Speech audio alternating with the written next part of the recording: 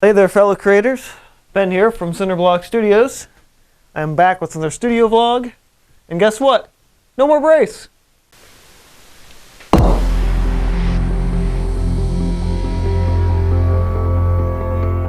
So it's about 5:45 in the evening on January 5th. It's a Wednesday. Just got home from work. Did I just say that? I don't know. And exciting thing this week, I figured I would start by recording this segment because I have, coming in this week, the single largest, financially speaking, batch of art supplies I have ever ordered. Couple of cool, exciting things, this being one of them, so I think we'll start here. My other two packages, it got split into 3. The other ones got delayed a day. Even though it's all one order, you'd think it'd be able to ship it all out in the same day, but whatever. This is an item that's been on my long-term wish list for a long time. So, this, in addition to what we're talking about in the message to my subscriber video, for last year, but from 2 weeks ago. Yeah, I had to think about when this video is going to go up in terms of recording time.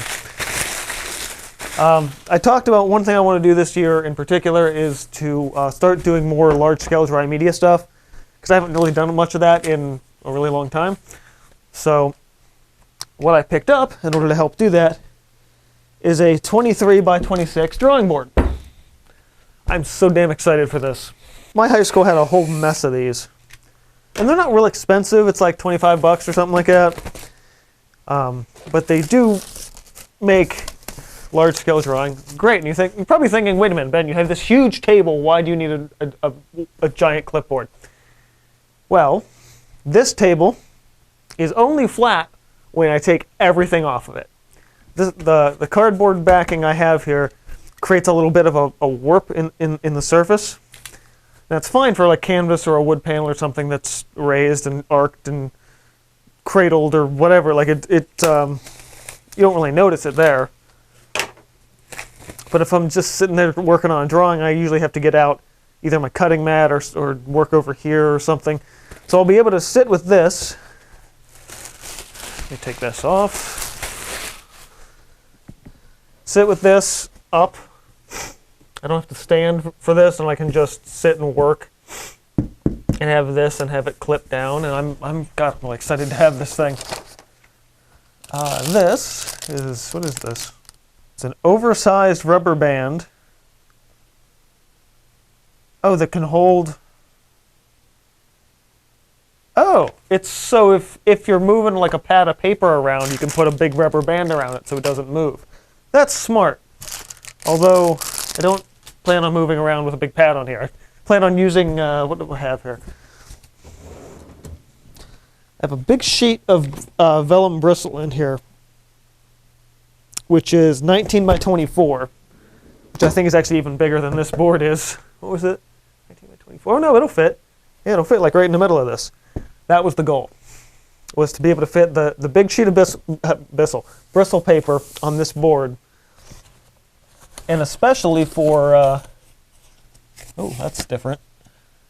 It's not the same kind of clamp that I'm used to. Wait a minute. How do I get that off of there? I'm not entirely sure how this works. It looks like this should lift up or down. I'm gonna have to look this up later. Okay, I figured it out. A little less complicated. It's kind of like a mouse trap. You push down and lift it out of the little groove, and then it lifts the whole giant thing up. So you could actually put a really thick pad of paper in that. So yeah, nice big board, and then I can come in here and work with pencil, charcoal, whatever, and sit upright. And I tell you what, this will probably be really good for demos as well, video stuff. Guess I'll just put that over there for now. Probably going to end up wedging it in the corner of the wall or something. I'm not really sure yet. I probably should have really thought about where I was going to put that. But that's flat, so that'll fit over here maybe. So that's all I really have today.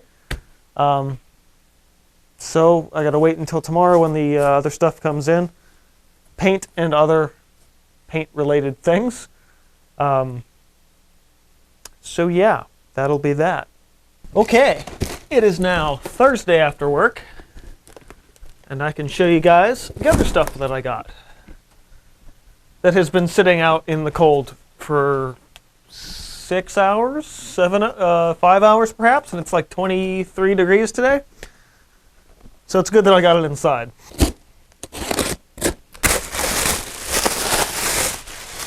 Most notably, and the biggest thing in this box, is a new bucket of gesso. Gallon of gesso. This is mostly why this has been a big financial thing this year. This is a $50 bucket of gesso. Okay, next up. Wide ass brush. This is a Liquitex Freestyle. What kind of brushes they call this?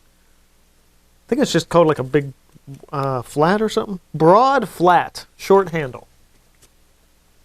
The point of this brush is primarily for varnishing.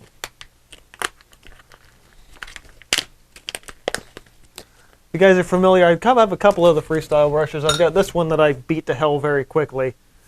But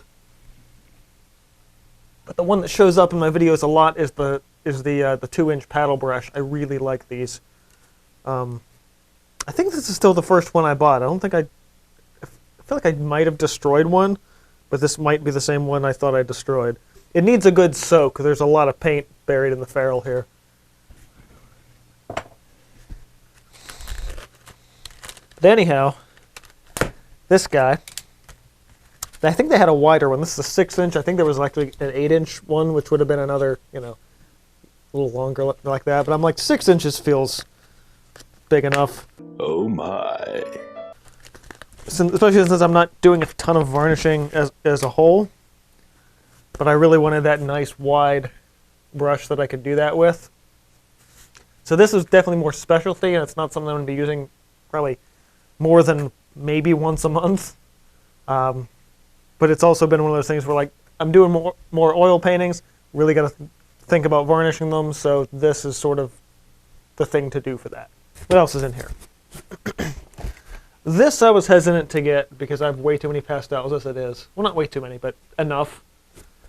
But since I'm planning on doing more dry media stuff, I saw this little pack of, it's the Rembrandt half-stick yellow ochres. Something like this would have been in a like a giveaway or something, but since I gave away the half-stick set that I got for the giveaway last year? 2 years ago. Jeez. Because last year were the books. These are, yeah, I feel like these are going to be a good way to round out the color set I already have, especially because they're more landscape-esque. Actually, they're probably even better for portraits, really, but I feel like this is going to be a good addition to what I have to, yeah, really kind of round the set out, especially for those earth tones. That's kind of the whole point of having a lot of supplies, is not so much that you need all of them, but you have options to do whatever idea you want, and you're not limited by not having the right materials.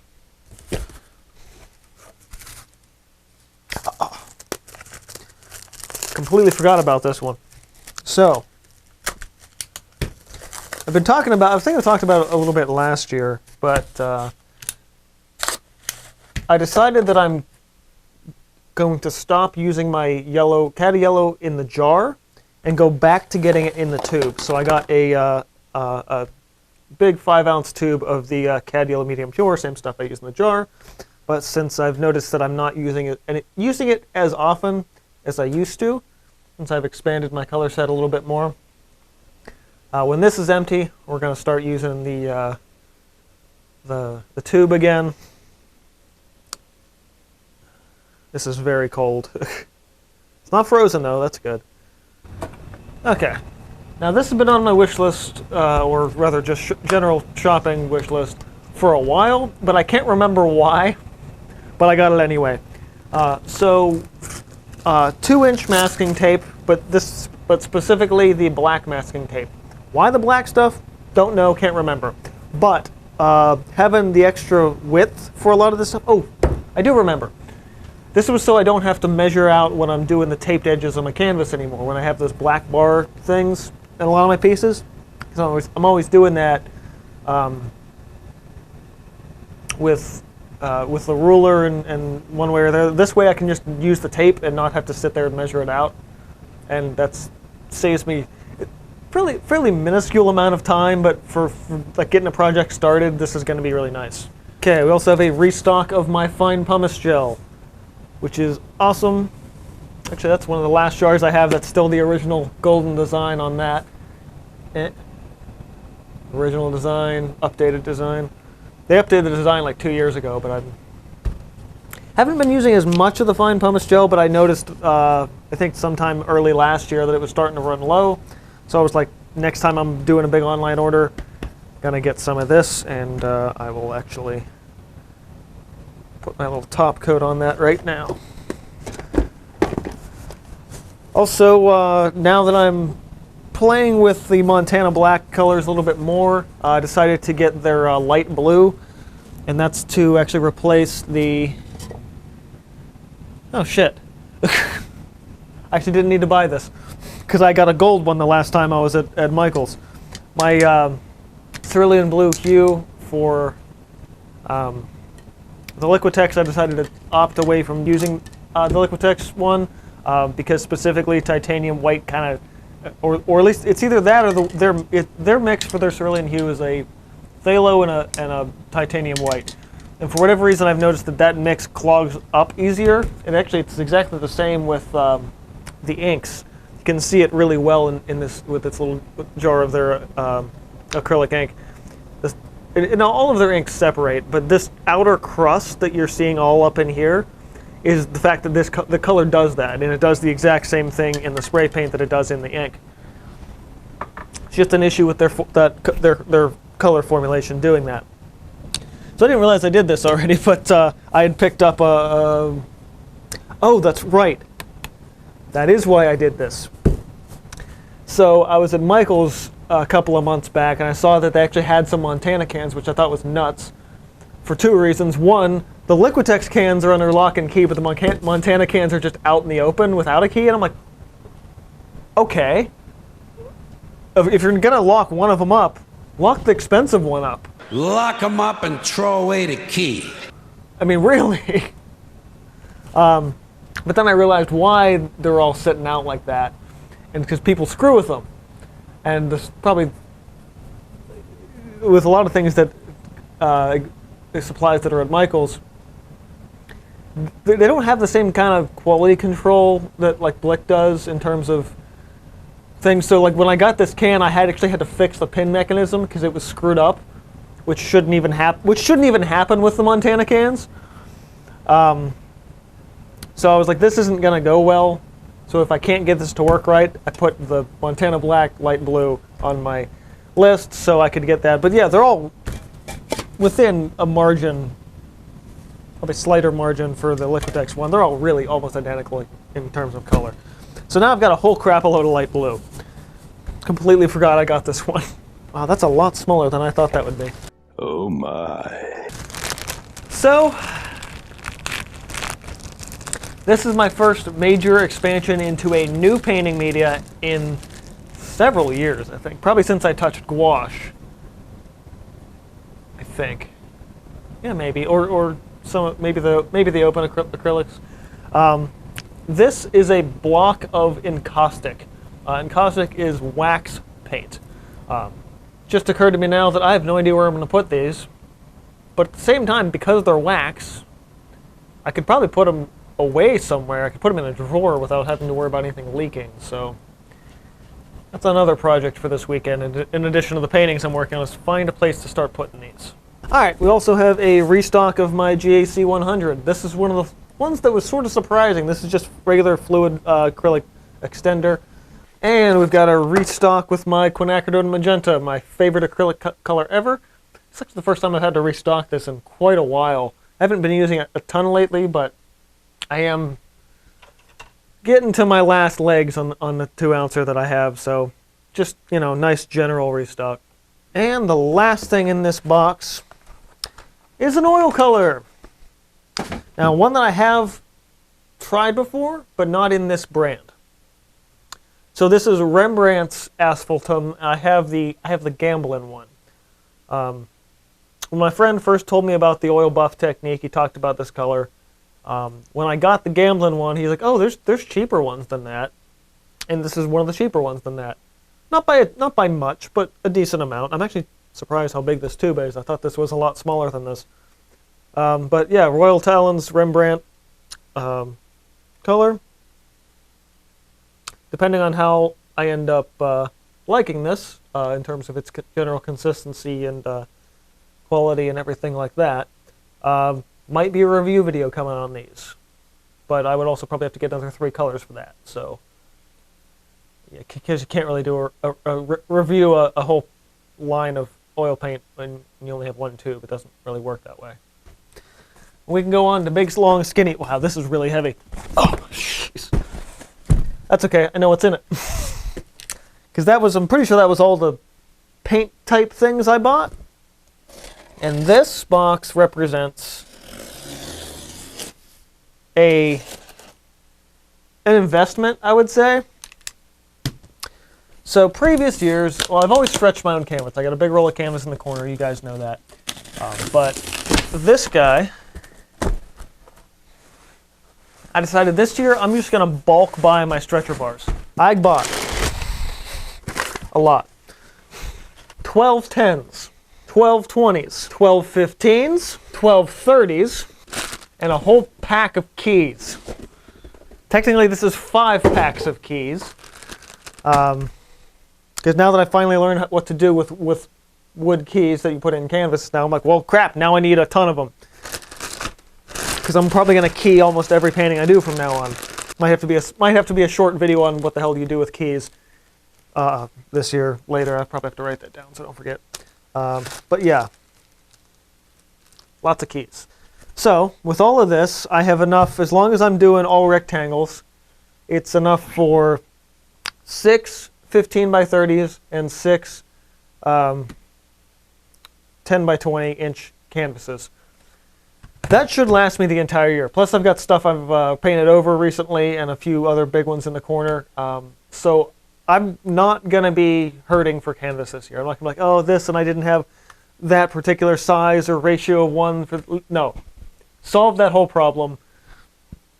So unless somebody specifically wants to commission me for something larger than what I have, or at a different aspect ratio to what I have, then I will have to go buy a canvas, obviously. But this should circumvent me buying canvas for the rest of the year, which is really good. Or at least buying stretcher bars for the rest of the year. I imagine I will run out of... My roll of canvas might run out before I use all the bars, but that's a good thing, I think. Well, good morning again. It is now Saturday, roughly 9:30, the 8th of January, 2022. And it's really cold outside. In fact, it's 22 is what I saw upstairs, even though that thermometer probably isn't right. I think it was 22 was -6 Celsius for my international viewers. Pretty chilly. Yeah. So I'm here in long sleeves, enjoying my studio morning. A little later down here than I thought I was going to get down here to get started, but I had to upload the new video, which is a painting process video since I finished last week's painting, so I was able to get that edited and all that stuff taken care of last weekend, so I can just get down and start working immediately, or mostly immediately. I do have this really cool black hole painting I'm working on, but I don't really want to work on that this morning, especially since I got so much new canvas and everything this week. So I think I'm, at least for today, gonna mostly just clean up the studio, maybe stretch some new canvas, and see what I can do in between. I'm really tempted to work on something with pastels, since I got those pastels in, so I might do something along that lines. But I'm not really sure yet.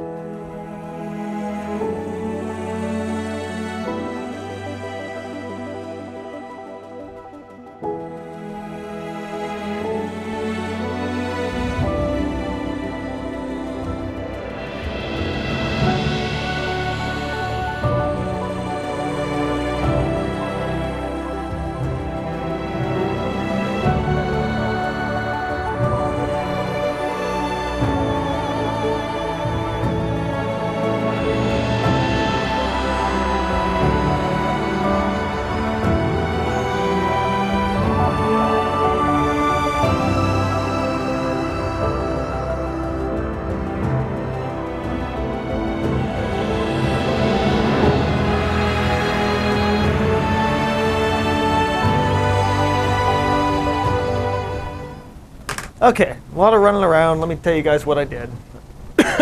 Also, microphone is done charging now, so we're good. Moved some things around. I actually still had some stuff in the locations that they were for my annual Christmas party, which was 3 weeks ago, so almost a month. So I reshuffled things in the studio to where they belong.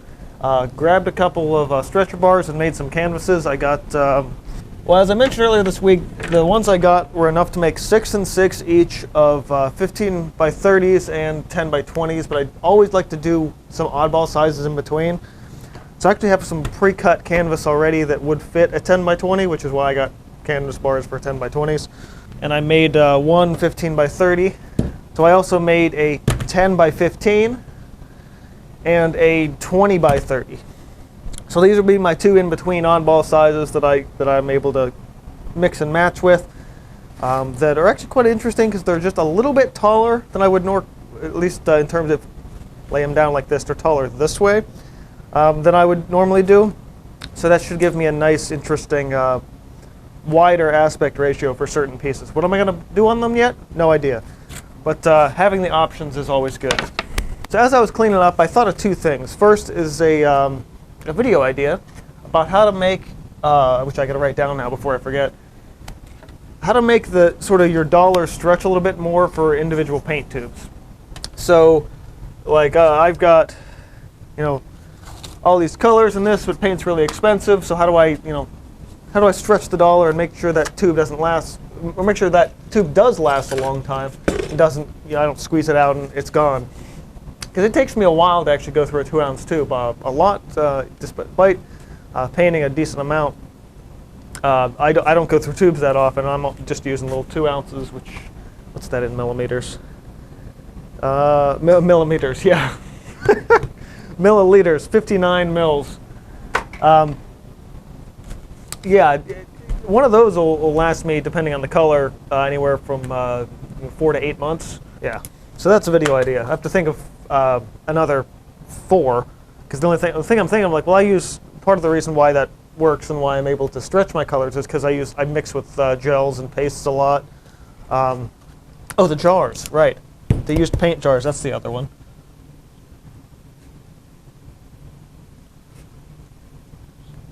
Okay, that's 2. I'll be thinking about this all morning, I'm sure. This can go over here. Yeah. Okay, so in the midst of all this wandering around, I was looking and I was like, oh, wait a minute, I got those shipments in with the couple of, what was it, the big clipboard was in between 2 big sheets like this, the way they send, the way they send watercolors in all the time. So I was like, oh, these are, I have clean ones now that aren't sandwiched between watercolors, and that's what I use for my cardboard backings when I paint.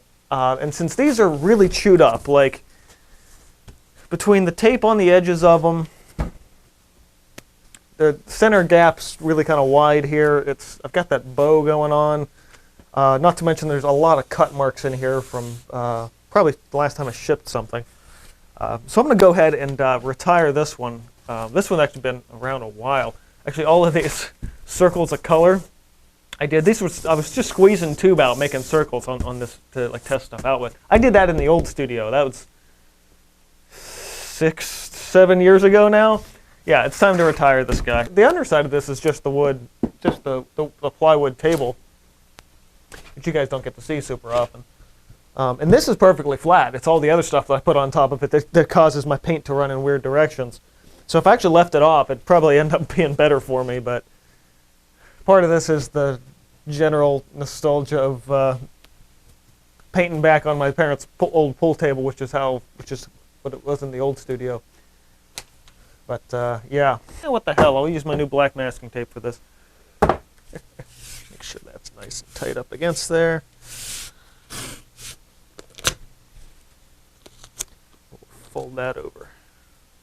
Just realized that tape is black and my duct tape is black, so I got to make sure I don't stack them on top of each other. All right, so this gets flipped back. And that looks pretty as F. All right, sketchbook's back out, and just kind of get wiggled onto there. That just looks so much better now. It's clean, it's ready to go. Move my other brushes back up here.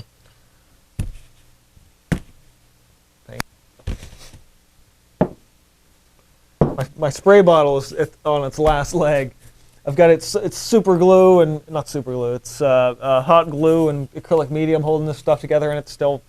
Well, this is just a dollar store bottle. I should just go to the dollar store and get a new one. Haven't done it yet. Eventually, maybe. I mean, it's sooner rather than later, really. Did this right before my Christmas party. I smeared all this oil stick on here, and it's still wet. It's tacky over here. Pretty sure the metal is still. You know what? It's not bad. I think that might just be the glossiness of the paint. That's good. I could actually probably put an isolation coat on this. Just regular gloss clear coat. You know what? No, I got matte clear coat. Let's use the matte clear coat.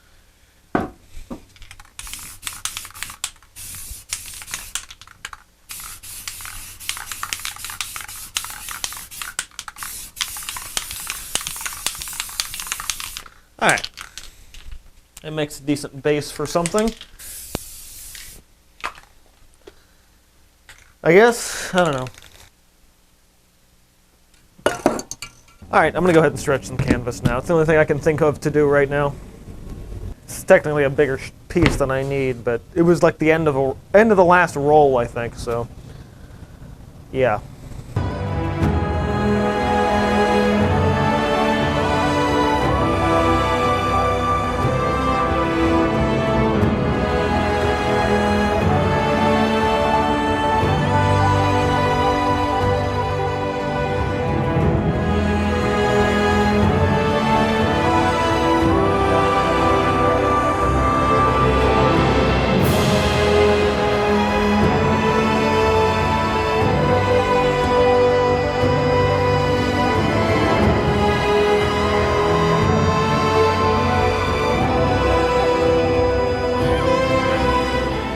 So I actually had no idea how much the staple gun was actually really going to hurt my hand here.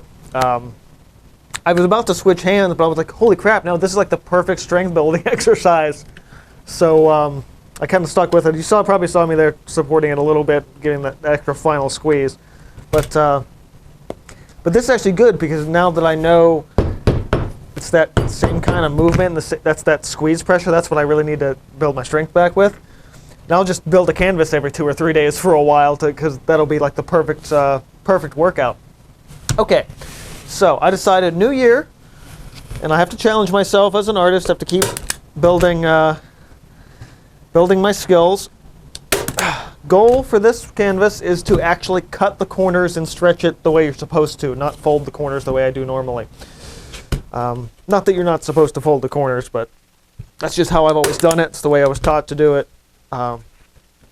Every time I've done cut the corner thing, I've screwed it up. So I also already probably screwed it up because I stapled too far and should have cut the corners in the first place. So in theory, I should be able to just kind of come down like this if my scissors were actually sharp enough for it. Holy crap, do I got to sharpen these? Okay, well, just rip it. So, you know what? Getting this staple back out, because this is causing the problems now. So I gotta have room to actually fold this in to itself. Fuck, I gotta take that one out too. When you're so used to doing it one way, now it's like, oh crap, and I gotta completely rethink all this. Okay, so this will fold down like this. And now from here, still keep that stretch.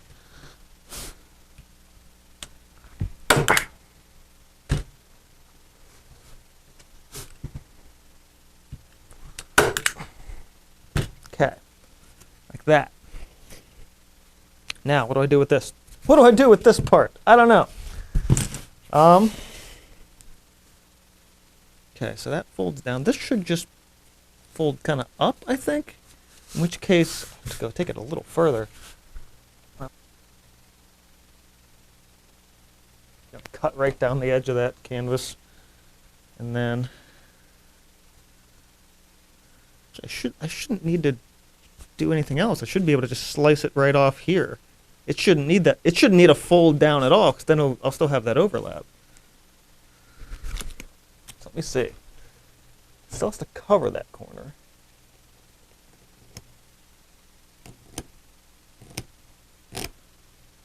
If this canvas is really strong, or this knife is also dull.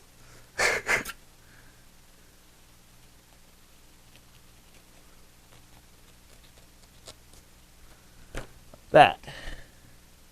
I really don't like the fact that that doesn't really cover the corner that well, but whatever. Cover it in gesso, no one will be the wiser. There. Now I got a much cleaner corner than I'm normally working with, but yeah, there's that gap right in there where it doesn't actually cover the cover it at all. But you know, experimental stuff. Now I've already forgotten how I did this. Straight down like that. So, shit, I knew I should have done this as I went. What did I cut? That way? No, that one goes all the way across. So this is... I want to just cut at the angle, but I know that's wrong. I'm sure someone in comments is already yelling at me. You just did it! Why don't you remember? Well, if you guys have seen my videos, you know why. This is way more of a pain in the ass than just folding the corners over. How the hell does anybody do this? Well, it's probably, if you cut it right before you start stretching it, it's probably fine, but probably. Feels really disconcerting to cut the canvas right on the corner like that. God, I don't like that. I hate this. I absolutely hate this. The other problem too, I'm noticing it's creating this bulge when I'm doing this. I mean, it creates a bulge when I fold it the other way too, but not underneath. You know? Like, it's going to stick out even after I gesso it. And that's such a bother. Oh, bother. Shit, it was still the wrong way. What the... Ah! Damn it! It's still the wrong... And the thing is, just fold it. It's fine. No, it's not fine. It's gonna be different. It's not going to be uniform, and it's going to look like shit. Do I know how to fold the canvas this way? Or do it without the sideways bulge? Yes, apparently I do. But... it's a bitch, and I hate doing it. That's the answer. Next time somebody asks me, why don't you cut the canvases on the corners? Because it's a royal pain in the fucking ass. That's why. I could have been done with a whole other canvas stretching by now, in the time it's taken me to figure this shit out. God, look at that. There's not even any canvas in that. I'm going to have to like lay in fibers of canvas to make sure that looks okay. God. Oh, shit. That's on the floor now. Look at that. That corner. That corner looks like absolute horse shit. It's the worst thing you could ever see, isn't it, Al? For Angry Ben moments like this and more, subscribe to my Twitch channel. I wish that was a joke. It's not. It's exactly how I get when I'm playing games. Oh, God. I still can't squeeze enough to get that. Absolute nightmare. I cannot understand why anyone would stretch their canvas like this. Even if I did cut all these ahead of time and they were fine, it still looks like shit. It looks fine, it's done in the factory and it's all because those are fucking machines doing that.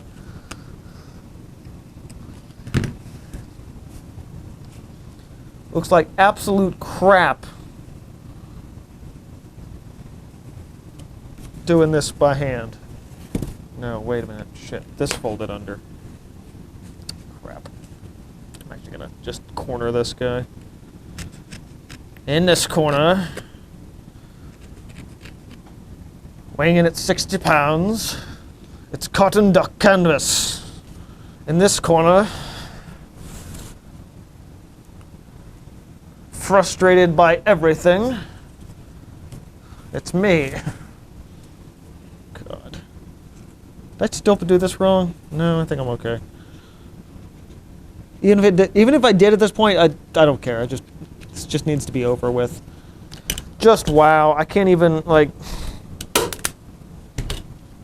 I have no words for how frustrating this was.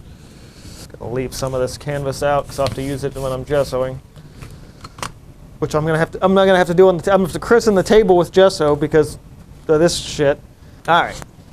Got some folds in here, those won't be an issue. They should tense up once I actually stretch this. Again, it's like now that I cut it, all these little canvas fibers are gonna get in where I'm gessoing as well. I got this weird flap in here now that's gonna just look like crap. The flap crap. The crap flap. Don't forget the crap flap. I don't know, something like that. Just have to just bury that whole thing with gesso. And hope I don't ever have to unstretch this.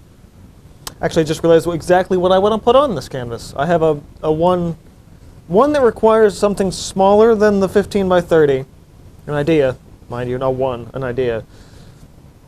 But it needed something that was still decently big-ish. Decently big-ish.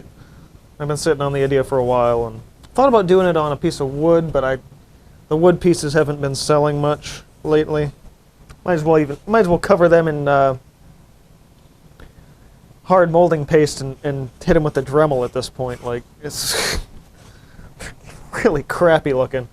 So until this bucket's gone, I'll be using it as a bottom coat and the artist gesso as a top coat. And as long as you spread it on thick, it's not that huge of a difference, but it really shows its slightly diminished quality from the artist stuff when you thin it out, which you definitely should not be doing with stuff that's already this thin. The one thing with since my hand got screwed up is I crack my knuckles so much more often now. I think it's just because everything gets stiff a lot easier. Maybe that'll go away at some point, but I don't know. If you don't get the fuzzies out the first time, they're going to be just on your canvas forever, and there'll be bumps while you're painting, and it'll look like crap, you know? Gotta fix all that stuff before you get started.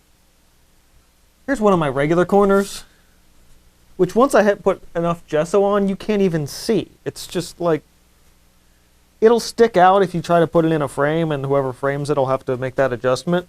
But you don't see them, and especially since I paint all around all the edges. That's just black edge ones.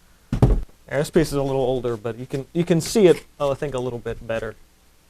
So the wrap around there, but unless you're really looking for it, that's visible a bit more. The changing light keeps screwing with my exposure. It's the problem with the studio in the morning. But yeah, you have just the corner of this, and it just,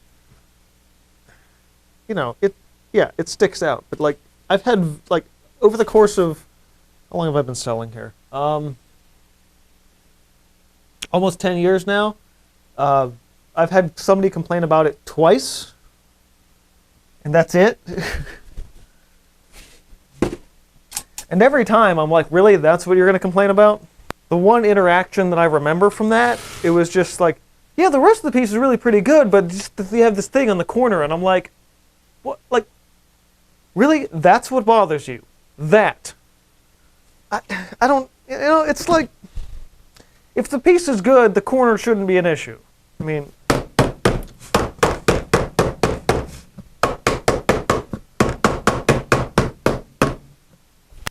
I don't know. I just paint. Alright, so doing all of that actually cut a lot of my painting time in half. Actually in almost non-existent times. Like 90% of my morning now is gone. It's 11 o'clock now. There's a lot of other stuff I need to do this weekend, unfortunately, which means the bulk of my studio time is going to be non-existent now. But one thing I do want to do, and absolutely can do, if I can dig out some watercolor paper, is do a first test run for the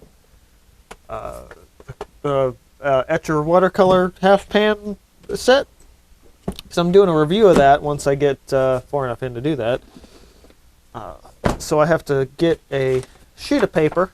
Oh, that's right, I never made that video either. A couple of years ago, a friend of mine gifted me a whole bunch of different watercolor paper.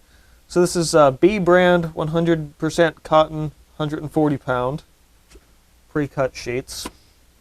Canson, Montreal, I don't know, I can't remember. It's expensive paper actually. 140 pound. Arches 90 pound cold press, cut from a 22 by 30 sheet. This is their thin stuff, but also, man, that feels great. Arches, I think it's technically arch, not arches, but arch sounds too much like arse, so I tend to not say it that way. He's a pain in the ass.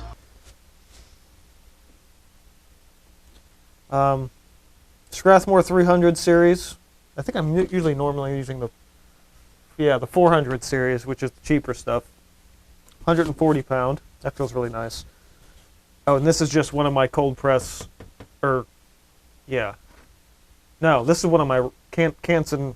No, Arches, rough 300 pound. I think is this stuff.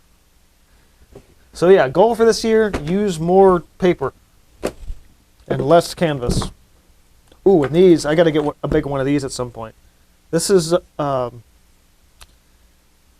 linen mounted onto a piece of particle board, and this is some of the Arches 156 hot press paper mounted onto a piece of particle board. And there's the company that makes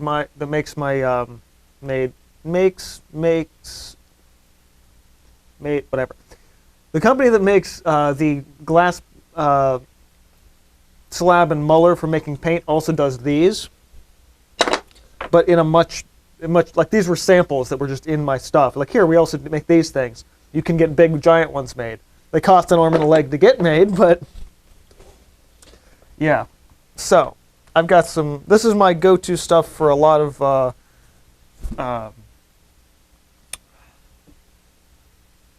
demos and things like this here on the channel. So and if I'm just doing like my watercolor bookmarks and stuff, I'll always be on these. So this is just a big thing of 140 pound Canson XL watercolor paper. Kind of my go-to for most things. And last time I bought watercolor paper, I had gotten smaller ones of these, but I was like, no, I'm going to buy in bulk, and cut paper down, because that is, in the grand scheme of things, the most cost-effective way to do all this stuff. How big was this? Oh crap! I buried it now. I don't remember. How big was the paper?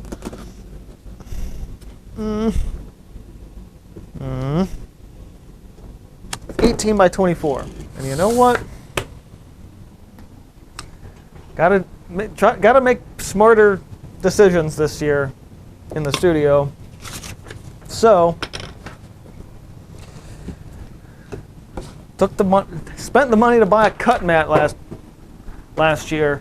Let's actually use the cut mat and not cut the crap out of my cardboard that I was complaining about earlier.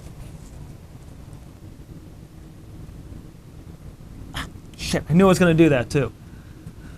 At least I caught it before I went too far and sliced my damn finger open. Keep your fingers away from the blade.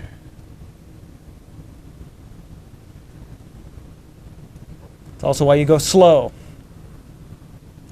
I don't know if I've ever told it on the channel, but I was using a knife. This knife, actually. At my old job, I had my hand on top of a box like this, and the blade was out just like that, little tiny nick. But because I was cutting, let's do it this way. Here, I'll use this as an example. If you're cutting the top off a box, you should, one, have a specialized blade to do that, or two, just cut the flaps. I was cutting without cutting the flaps, just shimmying along the top of the box. And even if you're going to do it that way, this hand should be way over here or way over here, somewhere you're not going to cut yourself. But I was pull. The blade was a little bit dull. It jumped, and it went right down my thumb, and I cut myself from here to here. And it was honestly a miracle that I did not have serious nerve damage from doing that, because if that blade went any deeper, I'd have sliced through tendons left and right. So that was fun. And that was, oddly enough, since I worked at the hospital at the time, my first trip to the emergency room as a patient ever. And I was literally 10 feet from the emergency room when I ended up cutting myself. So, yeah, that was an interesting day. And part of the reason why I remember that day so well, aside from, God, I'm actually going to admit this on the channel, aside from passing out and peeing myself in the emergency room, it was also the same day that my realtor called me to tell me that my offer had been accepted on this house, and I got it. And I'm like, well, that's fantastic. All of this happening on the same day. And I sold a painting that day too. Like, it's just all sorts of, like, wow. Very eventful day. Okay. Now, since these are short enough vertically now, I can get out my paper cutter and not worry about anything else. It just cuts it in half. Now, those two have a little bit of an edge that I didn't slice off from the pen, so I'll just give them a quick trim.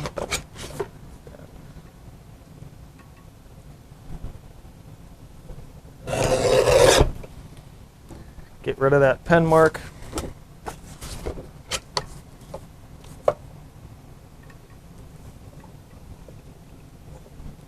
Just a little bit more.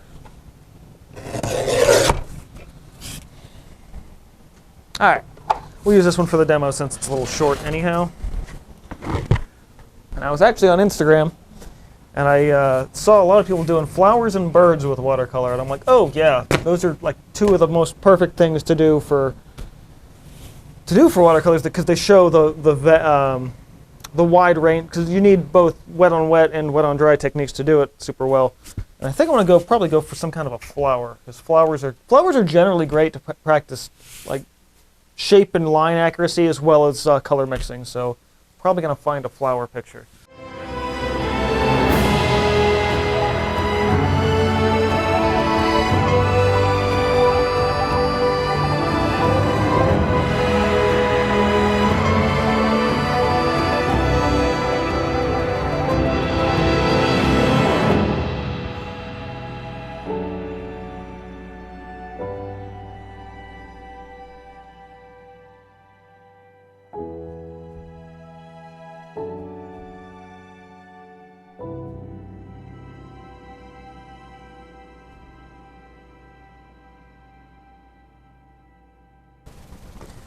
Alright, so this turned out way worse than I was expecting it to.